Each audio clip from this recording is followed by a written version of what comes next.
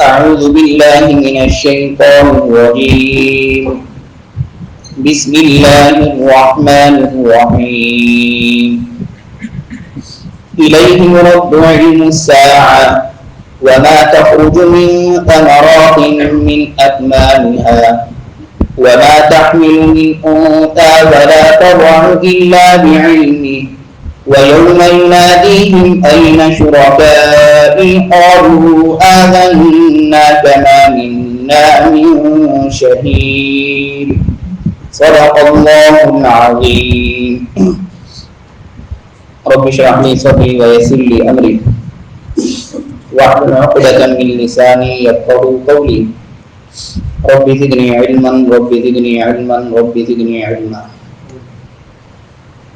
آج ہم اللہ کے فضل اور اس کی توفیق سے 25ویں پارے کے اہم مضامین پڑھ رہے ہیں. 25ویں پارے میں جو مضامین بیان ہوئے ان میں ایک مضمون ہے رزق کے حوالے سے کہ اللہ تبارک و تعالیٰ فرماتے ہیں اللہ لطیف بعبادہ یرزق من یشاء وہو القوی العزیز کہ اللہ اپنے بندوں پر انتہائی مہربان ہے. یرزق من یشاء وہ جس کو چاہتا ہے رزق عطا کرتا ہے اور جتنا چاہتا ہے اتنا رزق عطا کرتا ہے اپنی حکمت بالغہ کے ساتھ. اور اللہ کو معلوم ہوتا ہے کس کو کس قدر رزق دینا ہے اور رزق تنگ کرنا ہے تو کیوں کرنا ہے, وسیع کرنا ہے تو کیوں کرنا ہے. وہو القوی وہ قوت والا ہے, العزیز عزت والا, غلبے والا. اس سے معلوم ہوا کہ رزق کا سارا محور اللہ کی ذات ہے اور اللہ ہی رزاق ہیں, رزق دینے والے ہیں. ہمیں جو اسباب اختیار کرنے کا حکم دیا گیا وہ اسباب ایک ہیلا ہیں, بہانہ ہیں. وہ اسباب معاش کے اسباب اختیار کرنے کے باوجود بھی ہماری نظر ہر وقت کس کے اوپر رہنی چاہیے, اللہ کے اوپر, کہ اللہ ہی رزق دینے والے ہیں. یہ سورہ شورا کی آیت نمبر 19 ہے. سورہ شورا آیت نمبر 19 25واں پارہ. اس آیت کے بارے میں اکابر علماء کا یہ مجرب عمل ہے کہ جو شخص فرض نماز کے بعد 70 مرتبہ اس آیت کو پڑھے گا اللہ لطیف بعبادہ یرزق من یشاء وہو القوی العزیز, اللہ تبارک و تعالی رزق کی تنگی دور فرما دیں گے, رزق کے اندر خوشحالی عطا فرما دیں گے, برکت عطا فرما دیں گے. بہت سے لوگ پوچھتے رہتے ہیں تو لیکن یہ ذہن میں رکھیے فرض نماز کے بعد یہ جو علماء اور ہمارے بزرگوں کے مجرب اعمال ہوتے ہیں وہاں عام طور پہ آپ یہ دیکھیں گے کہ وہ مجرب عمل فرض نماز کے بعد ہوتا ہے تاکہ یہ معلوم ہو کہ یہ جو وظائف ہوتے ہیں یا معمولات ہوتے ہیں فرائض کی ادائیگی کے بغیر کوئی تصور نہیں ہے کہ ہم ان وظائف کے ذریعے اللہ کی رحمت کو حاصل کر پائیں. اللہ کی رحمت کو حاصل کرنے کا سب سے پہلا اور مؤثر ترین ذریعہ فرائض کی ادائیگی ہے. جو چیزیں ہمارے ذمہ فرض ہیں نا ان کو ادا کریں, فرائض. اس کے بعد دوسرا درجہ آتا ہے وظائف کا, معمولات کا. ہمارے ہاں عام طور پر لوگوں کا مزاج یہ بن چکا ہے ہم ہر چیز میں ظاہر شارٹ کٹ چاہتے ہیں تو ہم چاہتے ہیں کہ یہ چیزیں بھی رزق کی فراوانی, رزق کی خوشحالی, عزت کا حصول, رشتوں کا آسان ہو جانا, مناسب رشتوں کا مل جانا, گھر اپنا مل جانا, بہت سارے ہمارے جائز مقاصد ہوتے ہیں. اس کے لیے ہم محض معمولات یا وظائف کی تلاش میں ہوتے ہیں. اگر کوئی بندہ کسی صحیح عالم دین کے پاس جائے گا, کسی اللہ والے کے پاس جائے گا تو اس کی پہلی تلقین یہ ہوگی کہ آپ فرائض ادا کرو, کیا نماز پڑھ رہے ہو, روزہ رکھ رہے ہو, قرآن پاک کی تلاوت کا معمول ہے. یہ چیزیں پہلی ہیں, بنیادی ہیں.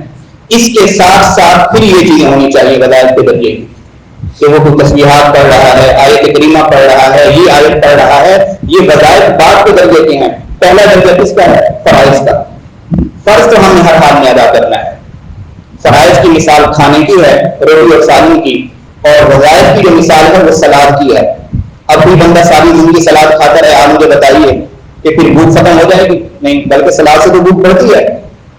اس لیے سلاد اس وقت مفید ہوتا ہے جب ساتھ کھانا بھی ہو. کھانے کے ساتھ آپ رائتا کھا رہے ہیں, رائتا استعمال کر رہے ہیں, سلاد استعمال, کھانے کو ہی چھوڑ کے بنیادی ضرورت کو. تو اس لیے فرائض کے بغیر وظائف کے ساتھ ہمارا صرف وظائف کے ساتھ گزارا نہیں ہے. آج ہماری امت کا ایک بہت بڑا حصہ فرائض کو چھوڑ کر وہ اپنی ان تمام تر معاملات کو وظائف کے ذریعے حل کرنا چاہتا ہے. یہ وظائف کبھی بھی فرائض کا الٹرنیٹ نہیں ہو سکتے، متبادل نہیں ہو سکتے. سب سے پہلی چیز نمازوں کی ادائیگی. بہت سے لوگ اور خصوصاً ان کی خواتین یا ان کی مائیں وہ اس حوالے سے رجوع کرتی ہیں کہ بیٹے کے کاروبار، عام طور پہ زیادہ تر ماؤں کو فکر ہوتی ہے کہ بیٹے کا کاروبار نہیں ہے، کوئی وظیفہ بتا دیجیے. تو میں نے پوچھا، ایک ہماری بزرگ خاتون تھی، تو میں نے کہا کہ وہ نماز پڑھتے ہیں جن کے بارے میں آپ دعا کروانا چاہ رہے ہیں؟ تو وہ کہنے لگی کہ نہیں، لیکن میں الحمدللہ نماز 5 وقت پڑھتی ہوں. میں نے کہا وہ تو آپ پڑھ رہی ہیں نماز، لیکن آپ اپنے بیٹے کے لیے رزق کی کشادگی کی دعا کروا رہی ہیں، کوئی وظیفہ پوچھ رہی ہیں، وہ نماز نہیں پڑھ رہا. اور بعض اوقات والدین اپنی اولاد کی سائڈ لیتے ہوئے بہت بڑی غلطی کر جاتے ہیں. اب ہونا تو یہ چاہیے تھا کہ انہیں اس بات پر ندامت ہونی چاہیے تھی کہ ہاں اس کو نماز پڑھنی چاہیے. وہ بیچارے کہنے لگے اس بیچارے کا شیڈول اتنا سخت ہے، پھر نماز پڑھنا مشکل ہو جاتا ہے، کبھی کبھار جب موقع ملتا ہے گھر میں پڑھ لیتا ہے. یہ ایک ایسا ذہن بن چکا ہے کہ وہ خود بھی اس بات کو اعتراف کرنے کو تیار نہیں کہ میرے بیٹے کو رزق کی جو تنگی ملی ہوئی ہے اس کا ایک بہت بڑا محرک اور سبب کیا ہے، نمازوں کے اندر کوتاہی، میں اسے نماز کی تلقین کروں. اس چیز کا احساس نہیں. یہ ہے کہ کوئی وظیفہ بتا دیجیے، کوئی دعا بتلا دیجیے. تو یہ وظائف اور دعائیں بھی ہیں، لیکن سب سے پہلی جو چیز ہے، بنیادی چیز، وہ فرائض کی ادائیگی ہے. اللہ بار بار کہہ رہے ہیں وَأْمُرْ أَهْلَكَ بِالصَّلَاةِ وَاصْطَبِرْ عَلَيْهَا لَا نَسْأَلُكَ رِزْقًا، کہ آپ اپنے خود بھی نماز کی پابندی کریں، اپنے گھر والوں کو بھی نماز کا پابند کریں. رزق دینا ہماری ذمہ داری ہے. ان چیزوں کے ساتھ تھوڑی سی کوشش کرو گے، فرائض ادا کر کے تھوڑی سی کوشش کرو گے، تھوڑی سی دیر دکان کھول کے بیٹھو گے، تمہیں اتنا دیں گے کہ سارا دن دکان کھول کے بیٹھے ہیں، نمازیں چھوڑ کے، اتنا انہیں نہیں ملے گا جتنا تمہیں ملے گا. یہ یقین ہونا چاہیے. تو اس لیے پہلی چیز کیا ہے کہ رزق کے حوالے سے یا کسی بھی جائز مقصد کے پورا کرنے کے حوالے سے یہ جو ہمارا ذہن ہے کہ ہم وظیفے کے ذریعے کر لیں گے اور فرائض کو چھوڑ دیں گے، یہ انتہائی غلط ذہن سازی ہے. سب سے پہلے ہمیں فرائض ادا کرنے ہوں گے. ایک اور اہم مضمون جو بیان کیا گیا، اللہ تبارک و تعالیٰ فرما رہے ہیں وَهُوَ الَّذِي يَقْبَلُ التَّوْبَةَ عَنْ عِبَادِهِ وَيَعْفُو عَنِ السَّيِّئَاتِ وَيَعْلَمُ مَا تَفْعَلُونَ. اللہ تو وہ ہیں جو اپنے بندے کی توبہ کو قبول فرماتے ہیں. یہ اللہ اپنا تعارف کرا رہے ہیں. ہم تو وہ ہیں جو اپنے بندوں کی توبہ کو قبول کرتے ہیں. وَيَعْفُو عَنِ السَّيِّئَاتِ، بہت سارے گناہوں کو معاف کر دیتے ہیں، بہت سارے گناہوں کو چشم پوشی کر لیتے ہیں، معاف کر دیتے ہیں. وَيَعْلَمُ مَا تَفْعَلُونَ، اور ہم جانتے ہیں جو کچھ تم کر رہے ہو. یعنی اس جاننے کے باوجود ہمارا علم دیکھو، ہماری برداشت دیکھو، ہمیں معلوم ہے کہ تم ہماری نافرمانی کر رہے ہو، بغاوت کر رہے ہو، ہم نے تمہیں پیدا کیا، تم ہماری مخلوق ہو. اس کے باوجود بھی بہت ساری چیزوں سے ہم چشم پوشی کرتے ہیں، معاف کر دیتے ہیں، توبہ قبول کرتے ہیں. بہت کچھ کرنے کے بعد بھی اگر تم ایک مرتبہ آ کر صدق کے دل سے توبہ کرتے ہو تو ہم تمہاری توبہ کو قبول کر لیتے ہیں. اللہ کے یہاں تو یہ سوال ہی پیدا نہیں ہوتا کہ انسان توبہ کرے. توبہ ہو ہی نہیں سکتا. بلکہ کل کے درس میں بھی آئے کہ سب سے بڑا گناہ کیا ہے؟ شرک. مشرک بھی آ کے اللہ کی بارگاہ کے اندر ایک مرتبہ جھک گیا کہ الہ العالمین آئندہ میں شرک نہیں کروں گا، جتنا بھی شرک کیا ہے میری توبہ. اللہ تبارک و تعالیٰ فوراً معاف کر دیتے ہیں. توبہ کا دروازہ کھلا ہے. حدیث پاک کے اندر آتا ہے جب تک کہ انسان کے اوپر غرغرے کی حالت نہ آ جائے. غرغرے کی حالت کا مطلب جب تک کہ اس کے اوپر موت کے آثار نمایاں نہ ہونے لگے، وہ موت کی کشمکش میں نہ آ جائے. جب غرغرے کی حالت، جب سانس نکل رہا، سانس کی تکلیف نہ محسوس کرنے لگے، جب تک اس وقت تک اس کے لیے توبہ کا دروازہ کھلا ہے. جتنے بھی گناہ کر چکا ہے سمندر کی جھاگ کے برابر کیوں نہ ہو، اللہ کی رحمت اس سے بھی وسیع ہے. آج پھر اللہ تبارک و تعالیٰ یہ مضمون بیان فرما رہے ہیں. کل کے درس میں آیا تھا کہ میرے بندوں کو کہہ دو کہ میری رحمت سے نا امید مت ہوں. آج پھر یہ ہے کہ میرے بندوں کو کہہ دو کہ میں تو تمہاری توبہ قبول کرنے والا ہوں، ہر وقت تیار بیٹھا ہوں، تمہیں کون سی چیز رکاوٹ ڈال رہی ہے. آتے ایک مرتبہ کہہ دو نا، تھوڑی سی شرمندگی کا اظہار کرتے ہوئے، ندامت کا اظہار کرتے ہوئے ایک مرتبہ تو کہہ دو کہ الہ العالمین میں اپنے گناہوں سے معافی مانگتا ہوں. توبہ کا لفظ میں اور آپ سنتے ہیں، توبہ کا معنی ہوتا ہے رجوع کرنا، لوٹنے والا. یعنی بندہ اپنے گناہوں سے، اپنی گناہوں کی دلدل میں پھنس کر پھر اللہ کی رحمت کی طرف لوٹنے والا ہوتا ہے، توبہ کرنے والا. التائب، اور رسول اللہ صلی اللہ علیہ وسلم نے ارشاد فرمایا التائب من الذنب کمن لا ذنب له. توبہ کرنے والا اللہ کے نزدیک تو ایسا ہے، توبہ کرنے والا جس نے توبہ کی اللہ نے قبول کر لی، وہ ایسا ہے کہ جیسے اس نے کبھی گناہ کیا ہی نہیں ہے، اللہ اس کے نام اعمال کو گناہوں سے اس قدر پاک کر دیتے ہیں جیسے اس نے کبھی گناہ کیا ہی نہیں۔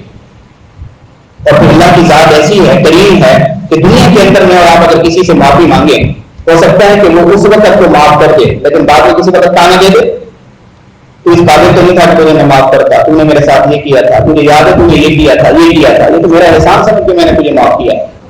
اللہ کے ہاں یہ بالکل نہیں، ساری زندگی کا گناہ گار، مجرم، خطا کار، سیاکار ایک مرتبہ توبہ کرتا ہے، اللہ اس کے نام اعمال کو ایسا پاک کر دیتے ہیں جیسے یہ آج پیدا ہو گیا ہے۔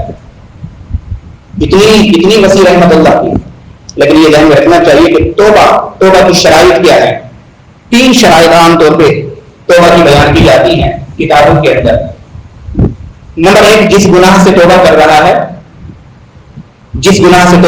ہے، اس گناہ کو فوری طور پر چھوڑ دے۔ یہ نہیں ہے کہ چوری بھی کر رہا ہے، توبہ چوری بھی کر رہا ہے، یہ توبہ قبول نہیں ہوگی، یہ بلکہ مذاق ہے اللہ کی ذات کے ساتھ۔ یعنی جو گناہ کر رہا ہے اس گناہ کو چھوڑ دے۔ بدنظری کرتے ہوئے جا رہا ہے، بدنظری بھی کر رہا ہے، توبہ یہ توبہ نہیں ہے، یہ مذاق ہے۔ پہلی شرط ہے توبہ کے لیے کہ اس گناہ سے فوراً اپنے آپ کو دور کر دینا۔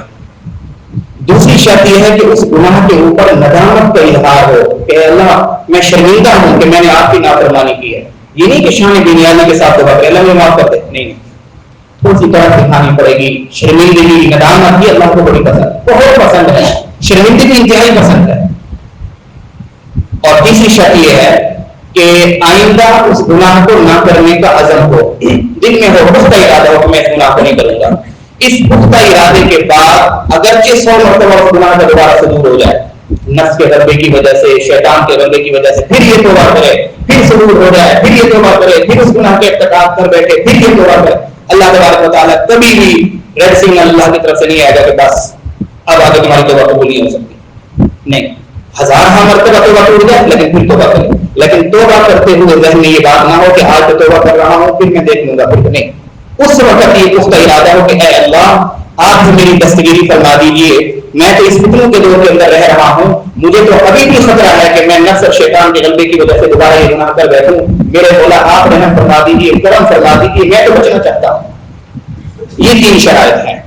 نمبر 1 گناہ کو چھوڑ دینا، نمبر 2 گناہ کے اوپر ندامت، نمبر 3 گناہ کو نہ کرنے کا عزم، اور چوتھے نمبر پر ایک چیز بیان کی جاتی ہے، اگر وہ ایسا گناہ ہے جو حقوق سے متعلق ہے، مثال کے طور پہ اللہ کے حقوق ہیں کہ نمازیں چھوڑ دی، تو نمازیں جو ہم نے چھوڑ دی، توبہ تو کریں گے، چھوڑنے کے اوپر ہمیں توبہ کی وجہ سے چھوڑنے کے اوپر جو گناہ ملا ہوگا وہ معاف ہو جائے گا، لیکن نمازیں معاف نہیں ہوں گی۔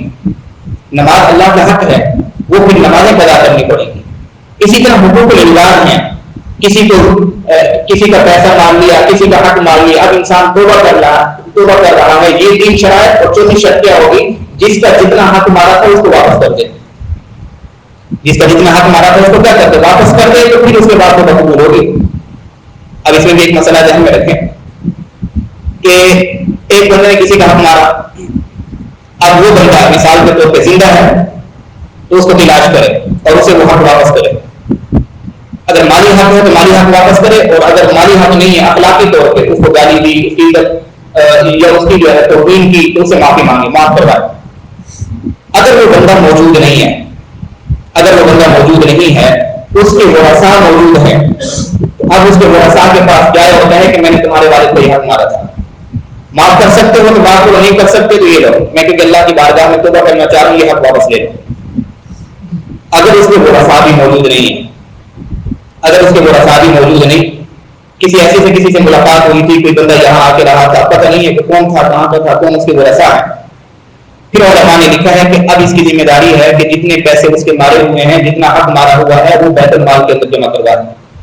اگر اسلامی بیت المال موجود ہے، صحیح مصرف پر بیت المال کی رقم کہیں لگائی جا رہی ہے، اگر بیت المال بھی مشکوک ہے، صحیح معنی میں اس کے مصارف نہیں ہیں، جہاں جہاں خرچ کرنا چاہیے مستحقین تک وہاں خرچ نہیں ہو رہا، تو پھر اب اس کی ذمہ داری ہے کہ یہ جتنی رقم اس نے کسی کا قرض دینا تھا، اب وہ بندہ نہیں مل رہا، اس دنیا سے چلا گیا یا غائب ہو گیا، اس کے کوئی ورثاء نہیں مل رہے، بیت المال بھی کہیں مشکوک ہے، تو اب اس کی ذمہ داری ہے، چوتھا اسٹیپ یہ ہے کہ جتنا مال اس نے کسی کو دینا تھا، یہ اللہ کے راستے میں صدقہ کر دے، اس کی طرف سے نیت کرتے ہوئے۔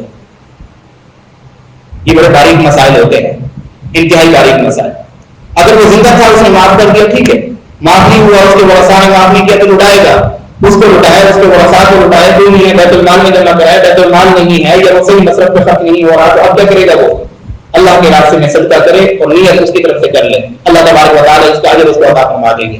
تو اس لیے توبہ کے لیے حفاظت میں رکھیے، اگر کسی کا حق مارا ہوا ہے تو صرف اللہ تبارک و تعالیٰ سے توبہ کر لینا کافی نہیں ہے، بلکہ جا کے اس کو اس کا حق لٹا دینا یا اسے حق معاف کرا دینا یہ بھی لازمی ہے اگر حقوق العباد سے متعلق ہے۔ ہم دیکھیں کہ ہم سے اس حوالے سے جتنی کوتاہیاں ہوئی ہیں تو آج ہم اللہ سے مانگیں کہ الہ العالمین ہمیں توبہ کرنے کی بھی توفیق عطا فرما، اور یہ جو جو حقوق ہیں ان حقوق کے ادا کرنے کی آسان صورتیں بھی میسر فرما دیجیے۔ اس کے ساتھ اللہ تبارک و تعالیٰ ایک اور اہم مضمون بیان فرما رہے ہیں کہ دنیا میں جتنی مصیبتیں آتی ہیں، اللہ فرما رہے ہیں تمہارے اوپر جتنی آزمائشیں آ رہی، مصیبت آ رہی، بدعملی کی صورت میں، خوف کی صورت میں، مہنگائی کی صورت میں، ایسی بیماریاں، پہلے تو ایسی بیماریاں ہوتی تھی جو ناقابل علاج، اب تو ایسی بیماریاں جو ناقابل تشخیص ہی نہیں ہے۔ ظاہر ہے جب تشخیص ہوگی تو تجویز ہوگی کہ کیا علاج ہوگا۔ پہلے تو ایسی بیماریاں ہوتی تھی جو ناقابل تجویز ہوتی تھی کہ اب اس بیماری کے اندر کیا تجویز کیا جائے، ڈاکٹر سب پکڑ کے بیٹھ جاتے تھے۔ اب ایسی بیماریاں آ چکی ہیں کہ ڈاکٹروں کے لیے بھی ناقابل تشخیص ہی نہیں ہو رہی۔ یہ جتنی بھی مصیبتیں اور آزمائشیں آ رہی ہیں، اللہ تبارک و تعالیٰ میری اور آپ کی کیا جانسازی فرمانا چاہ رہے ہیں، فرماتے ہیں وما اصابکم من مصیبت فبما کسبت ایدیکم، اے لوگوں دنیا میں تمہارے اوپر جتنی بھی آزمائشیں آتی ہیں، جتنی مصیبت آتی ہیں، یہ تمہارے گناہوں کا وبال ہوتی ہے، تمہارے گناہوں کا وبال۔ ہمیں کوئی شوق نہیں ہے کہ ہم تمہارے اوپر مصیبتیں نازل کریں، تمہارے گناہ، تمہارے کرتوت ایسے ہوتی ہیں، یہ ان کی نحوستیں اور ان کا وبال جو دنیا کے اندر آتا ہے۔ اسی مضمون کو اللہ تبارک و تعالیٰ نے قرآن مجید میں ایک اور مقام پہ بیان فرمایا، ظہر الفساد فی البر والبحر بما کسبت ایدی الناس، کہ خشکی اور تری کے اوپر جتنا بھی فساد آتا ہے یہ لوگوں کی کمائی کا نتیجہ ہوتا ہے۔ لوگ جو کچھ کرتے ہیں، اچھا کریں گے تو اللہ کی مدد و نصرت کے فیصلے ہوں گے، اگر لوگ برائیاں کریں گے، اللہ کی نافرمانیاں کریں گے، اللہ کے خلاف بغاوت کا علم بلند کریں گے، یہ بغاوت کا علم ہے، سودی نظام یہ بغاوت کا علم ہے، اور معاشرے کے اندر نکاح کا نظام انتہائی محدود ہو جانا اور زنا کا نظام پھیل جانا اور معاشرے کے اندر ظلم ہونا، عدل انصاف کا ختم ہو جانا، یہ ساری کی ساری چیزیں اللہ کے نظام کے خلاف بغاوت ہیں، احکامات خداوندی کے خلاف بغاوت ہے۔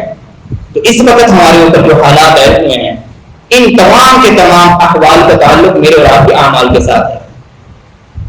ہم تو اگر احوال برے آئے ہیں تو ہم سارا قصور دیتے ہیں کہ حکومت بری آئی ہے۔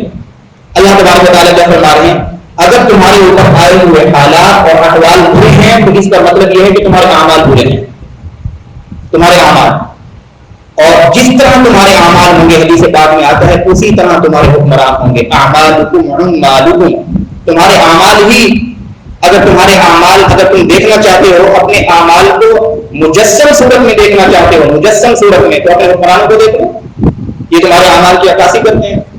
نیک حکمران ہیں تو اس کا مطلب ہے کہ تمہارے اعمال میں نیکی کا غلبہ ہے، اور اگر شریر حکمران ہیں تو اس کا مطلب ہے کہ تمہارے اعمال کے اوپر شر کا غلبہ ہے۔ یہ اللہ فرما رہے ہیں۔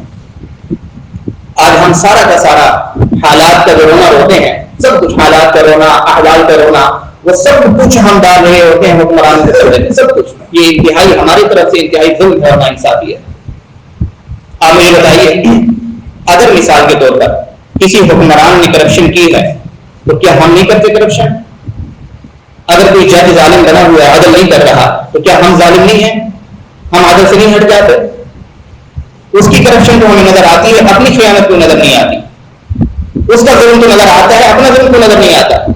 یہ یہاں نچلے طبقے سے جو کچھ ہو رہا ہوتا ہے، پنپ رہا ہوتا ہے، اس کی عکاسی پھر یہ اہل اقتدار کر رہے ہوتے ہیں۔ اس لیے اللہ فرما رہے ہیں کہ جو کچھ مصیبتیں تمہارے اوپر آتی ہیں، بیماریوں کی صورت میں، قتل و غارت گیری کی صورت میں، خون بہ رہا ہے، بد امنی ہے، امن نہیں ہے، ہر وقت خوف داری ہے، معیشت تنگ ہو گئی ہے، اور حکمران تمہارے اوپر نااہل آ گئے ہیں، تو اس کی بنیادی وجہ کیا ہے؟ تمہارے اپنے کرتوت اور تمہاری اپنی بداعمالی ہے۔ ایک حدیث پاک سن لیجئے جس سے معلوم ہوگا، تھوڑی سی ایک جھلک مل جائے گی کہ کس گناہ کے اوپر کیا وبال آتا ہے۔ یہ حدیث پاک ہے کہ رسول اللہ صلی اللہ علیہ وسلم نے ارشاد فرمایا، ما ظہر الغلول فی قوم الا الق اللہ فی قلوبہم الرعب، جو قوم خیانت کا ارتکاب کرتی ہے، جو قوم خیانت کا ارتکاب کرتی ہے، اللہ تبارک و تعالیٰ اس قوم کے دلوں کے اندر دشمن کا روگ ڈال دیتے ہیں، دشمن کا روگ۔ آج ہم من حیث القوم دبے ہوئے لوگ ہیں، مرعوب ہیں، مرعوب۔ پہلے ہم مرعوب ہوئے ہیں، پھر اس کے بعد مغلوب ہو گئے۔ مرعوب کیا ہے؟ جی امریکہ سپر پاور، امریکہ اتنی بڑی طاقت، امریکہ کے ساتھ ہمارے معاملات اگر بگڑ گئے تو یہ ہو جائے گا، وہ ہو جائے گا، وہ ہو جائے گا، ہر وقت خوف۔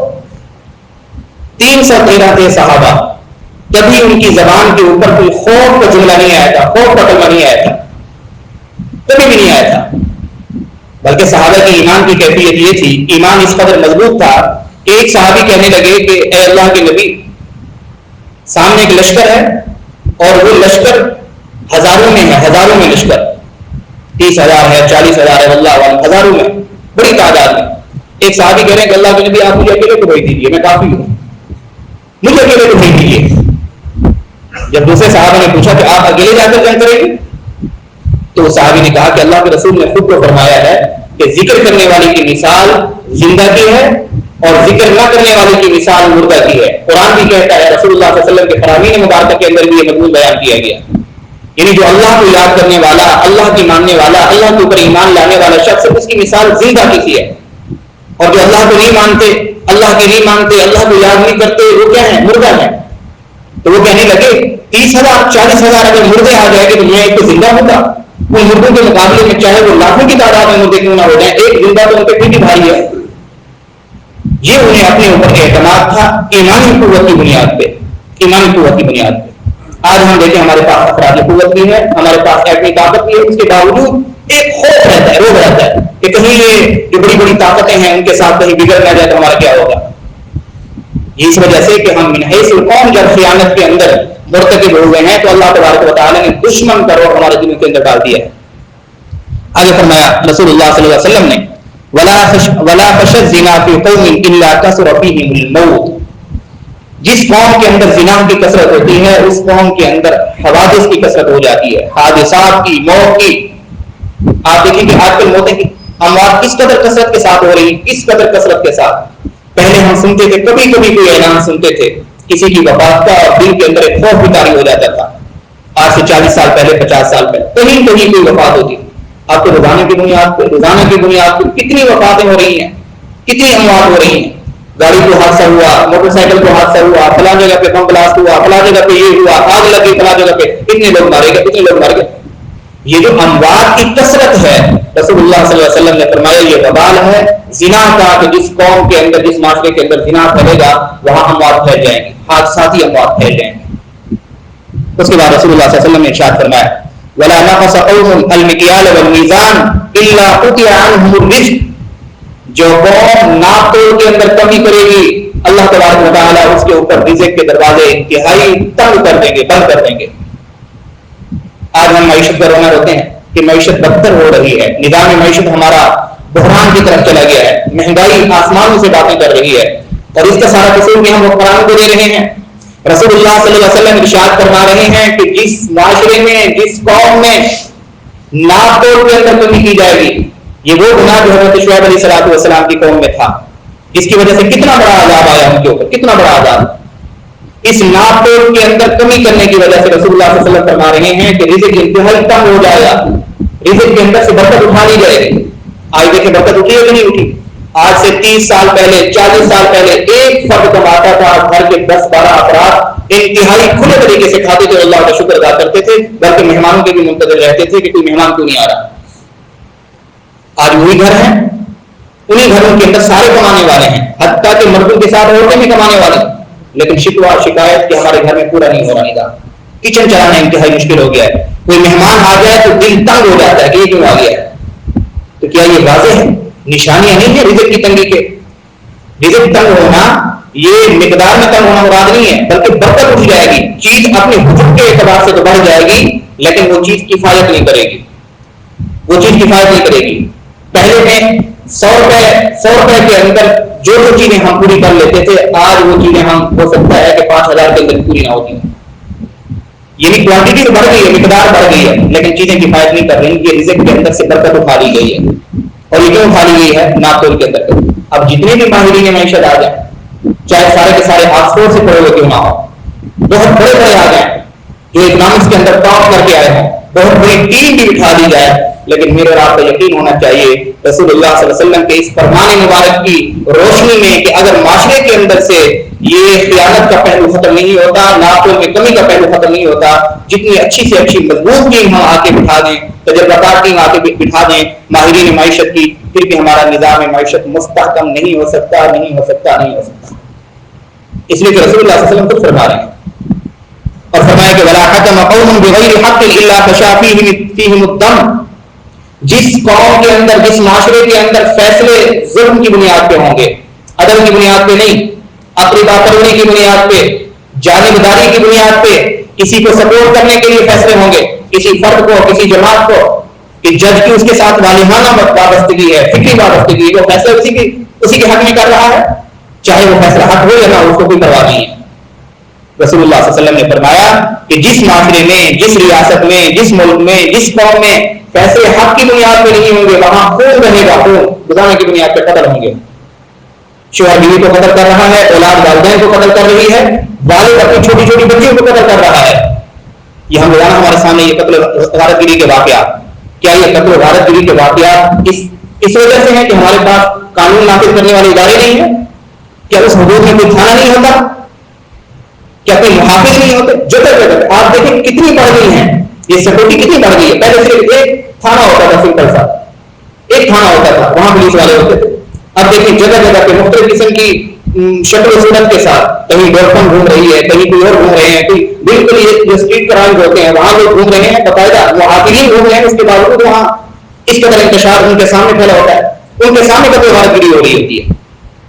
جب تک حاکم وقت، جب تک قاضی، جب تک جج فیصلے حق کی بنیاد پہ نہیں کریں گے، ایک فورس نہیں، ہزاروں قسم کی ہم فورسز بنا دیں امن قائم کرنے کے لیے، یقین کیجیے امن قائم نہیں ہو سکتا، نہیں ہو سکتا، نہیں ہو سکتا. اس لیے کہ اس کا تعلق کس کے ساتھ ہے؟ عدل کے ساتھ، انصاف کے ساتھ. جس بیچارے کو پتا ہے کہ میرا باپ قتل ہوا ہے، اور سب کو پتا ہے کہ پورے معاشرے نے دیکھا ہے قتل ہوا ہے، اور ویڈیو بھی بن گئی ہے، اور قاتل نے اقرار بھی کر لیا ہے، قاتل نے اعتراف بھی کر لیا ہے، اس کے بعد وہ قاتل پڑا ہے اور وہ کسی کی ضمانت کے اوپر رہا بھی ہو جاتا ہے. اب مجھے بتائیے کہ یہ مقتول کا جو بیٹا ہے یہ آرام سے بیٹھے گا تو بدنامی پھیلائے گا؟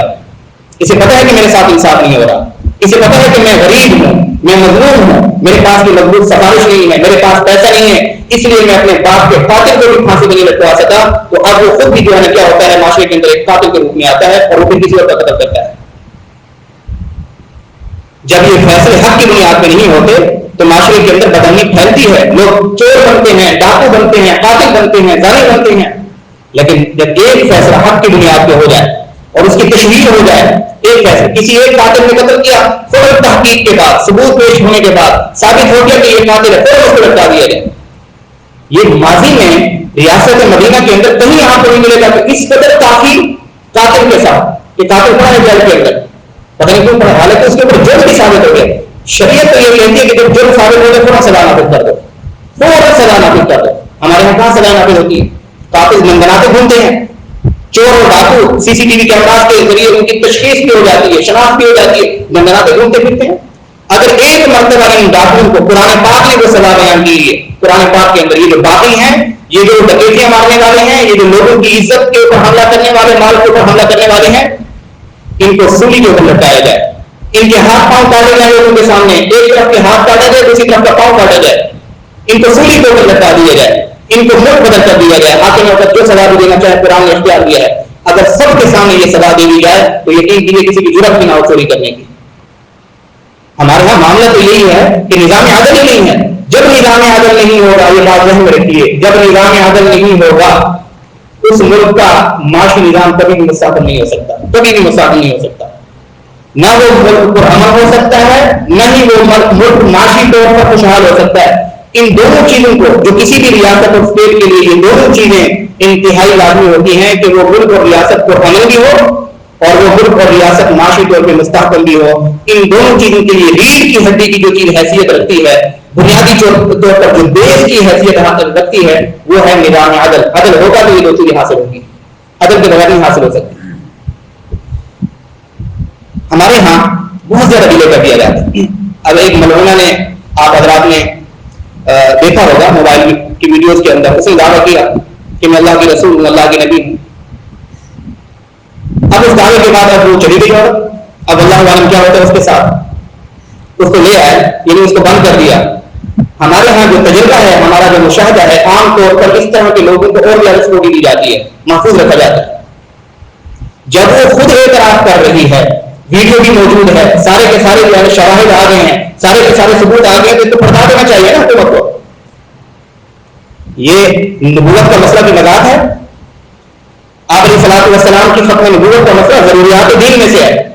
کسی ایک دعویٰ نبوت کرنے والے کو اگر حکومت سب کے سامنے فوراً پڑھا دے, سب کے سامنے علل اعلان اکٹھا کر کے لوگوں کو دکھائے, میڈیا کے اوپر دکھائے کہ اس نے یہ جرات کی ہے, ایک اسلامی ریاست کے اندر رہ کر رسول اللہ صلی اللہ علیہ وسلم کی ختم نبوت کے اوپر ڈاکہ ڈالنے کی کوشش کی ہے, ثبوت ہمارے پاس آ چکے ہیں, ثبوت آ چکے ہیں, فوراً اس کو عبرتناک سزا دے دی جائے, انتہائی سنگین طریقے سے اسے قتل کر دیا جائے.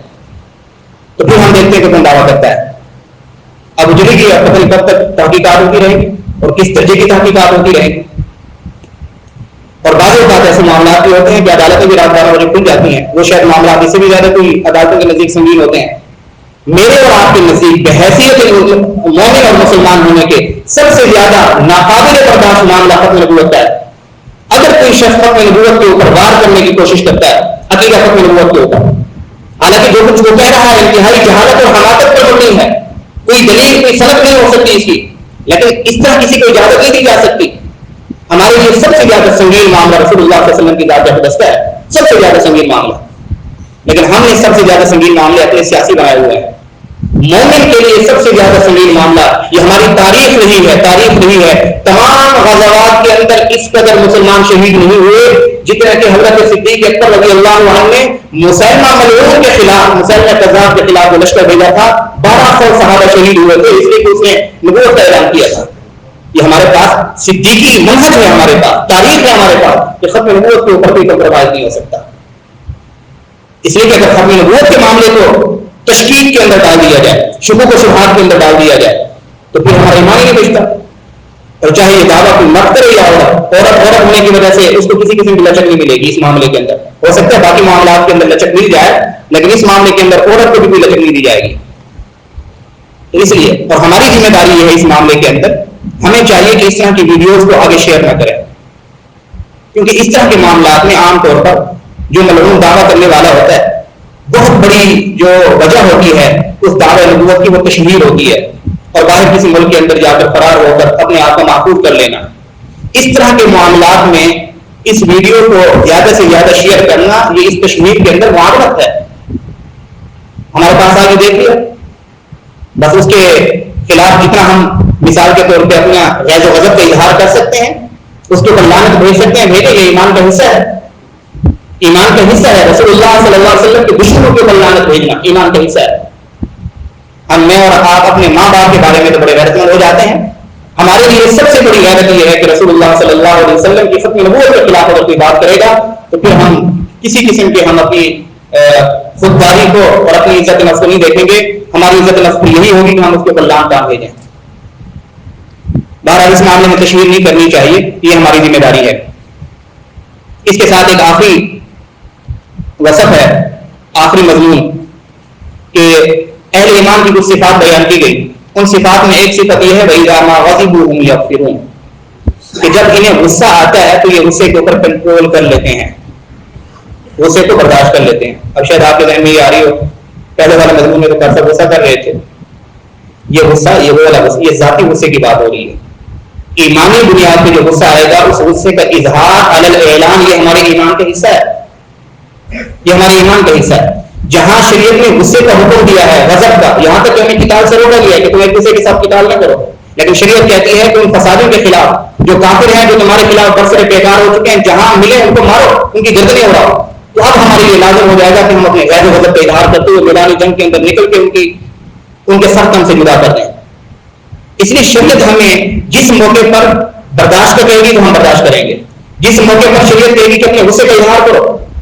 اشداء علی الکفار، صحابہ کافروں کے اوپر سخت تھے، میدان جنگ کے اندر کوئی نرمی نہیں ہوتی تھی.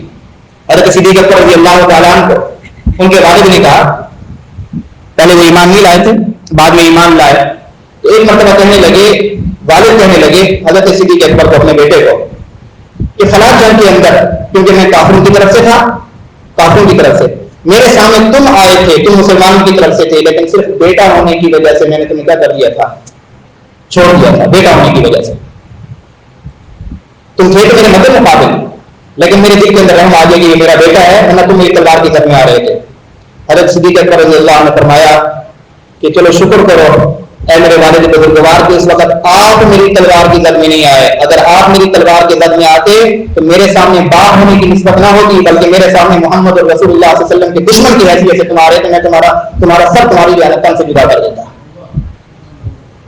یہ واقعات ہمارے سامنے ہونے چاہیے کہ رسول اللہ صلی اللہ علیہ وسلم کی محبت کے مقابلے میں باپ کی محبت بھی نہیں ہے.